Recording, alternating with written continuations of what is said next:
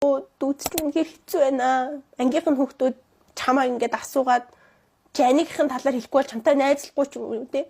Хүүхдүүд яг учир мэдэхгүй л гэхдээ дүүд маань тийм хэцүү байдал ингээд учирсан. Тэгээ ер нь би цаашдаа ер нь гэр бүлийнхаа царай гаргаж болохгүй маа гэдэг ойлголт аль 2 жилийн өмнө би авцсан. Тэгээ би огт ерөөсө гэр бүлийнхаа царай мараа ийм зүйл би ерөөс халддаггүй. Энэ миний YouTube channel. Тэгээс ч манай гэр бүлийн channel биш байхгүй юу? Тэснэ тэгж аахгүй. Одоо би ингээд юм ярих гэхлээр яг аагаа ярих болчиход байна л да. Над руу Instagram-аар нэг өдөр мессенжэрлээ. Тэгээ би харсан чинь чамд аав байдгүй юм байна. Би мэдсэн. Гэ мессенжер өдөрч аахгүй. Тэр хүүхд яаж мэдсэн байх вэ? Нэг хамаатан ямар нэг юм л хэлсэн баг.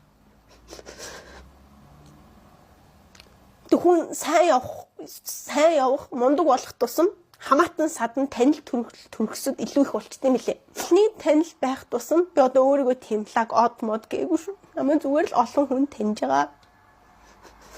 Тусам хэцүү зүйл их болдгийм байна гэж би бодсон. Тэг хүн биш айгу муухай юм билээ.